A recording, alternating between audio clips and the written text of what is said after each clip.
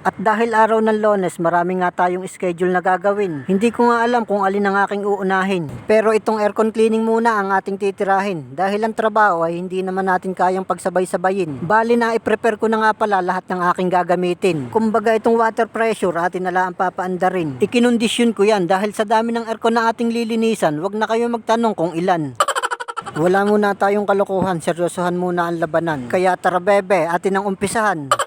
Kaya itong aircon akin ang aakyatin para yung cover mabaklas na natin. Pero teka, itong hagdan umuuga. Akin muna nga ayusin, baka disgrasya ang ating abutin. At nung maayos ko, ako ay nakahinga-hinga. Dahil mataas-taas din yung babagsakan ko mga tropa. Masama na nga tayong lalaki, yung mukha ko magagasgasan pa. Habang nagbabaklas ako nitong cover, gusto nyo bang kayo ay aking kantahan? Para habang nanonood kayo ng aking video, kayo ay malibang. Basta wag nyo lang akong tutulugan. Kwentuhan ko na lang kayo habang ako ay nagtatrabaho. Ano bang gusto nyo? Yung tungkol sa buhay ko o yung tungkol sa buhay ng kapitbahay ko? Biro lang, gusto lang kitang pangitiin. Sa pamamagitan ng aking video, ikaw ay aking paliligayahin.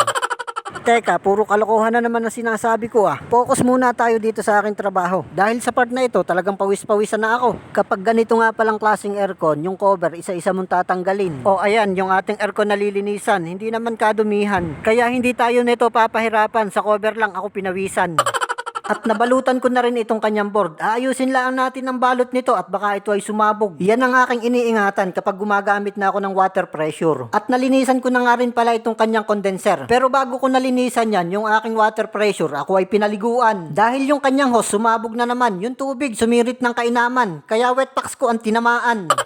Tingnan nyo namang kalakas ang sirit, kaya basang-basa yung aking puwet. Pati yung aking damit, basang-basa. Di lalo na yung aking brief, hindi kaya ng piga, ay talagang basang-basa. Kaya akin na nga ayusin at marami pa akong gagawin. Kung kailan nga ako maraming trabaho, saka naman pasira-sira ito. Nakakasakit ng ulo, baka ikaw ay binabalibag ko.